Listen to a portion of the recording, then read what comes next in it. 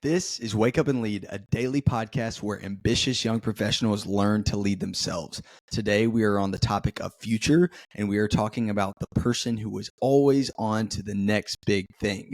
And I will be the first to say that just might be me. Example of this would be midway through college, my now wife, Erica, and I broke up. And it was a really hard time for both of us. And I remember at that time going, if we could just get back together and just kind of get back to where we were and be dating and all be well again, I'll be happy. If I could just get there. Now, let me tell you a few things that have happened since then. Well, we've gotten back together and our relationship was far better than it was the first time. Then we got to spend our senior year of college together, and it was an amazing year. And then COVID happened, and I'm very sensitive because I know COVID was hard for a lot of people, but it was really good for us because we just got a lot of good time together when kind of the world was shut down. Then we got engaged, and then right before we got married, an opportunity to live in Mildred's basement. Mildred is my hero. I'll tell you more about her another time. Came, and then we lived there, paid off a lot of student loans, got a dog, got a house, had a baby, and have been married for, by the time this comes out, close to 4 years. And so often I'm wanting the next big thing. I'm wanting the next house or the next car or more money or more success or more out of my marriage. Yet at one point in my life, I said, golly, if we could just get back together. And so for the person who's listening to this and for myself that is always on to the next big thing, the challenge today is to be present, which I kind of hate that saying because it's so overused.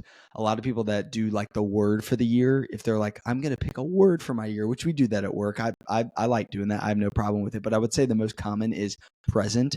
And I think it's because we all suck at being present.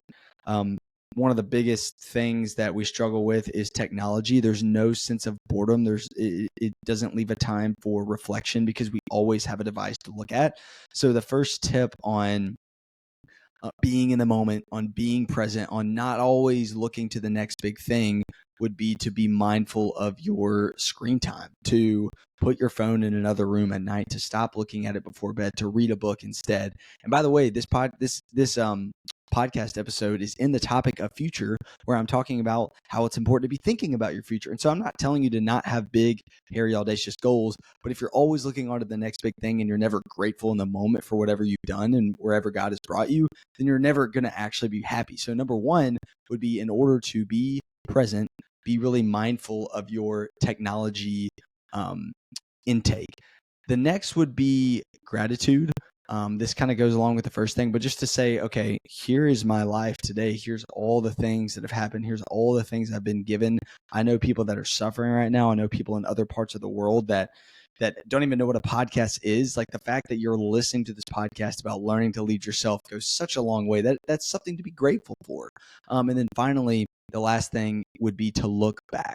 Look at everything that has happened in your life, all the blessings along the way, all the lessons that you have learned, and all the areas in which you've grown in. I think a lot of times as ambitious young professionals, we are always looking forward at the big goals that we have, and we never feel like we've done enough and we never feel satisfied. But if we look backwards at where we've come and what we've accomplished and who we've become, that can really, again, make us grateful for everything that we've been through and fuel us to keep moving forward, but also allow us to be present, be in the moment, and live each day instead of always looking forward. So it's this balance of being forward thinking, of being futuristic in your mindset, but also being present in the moment. And it's something that I'm working through right now to get a little bit better at. I think for people that are ambitious, that do have big goals, it's hard for them, but those are some of the things that I have learned. It's time for you and me to wake up and lead.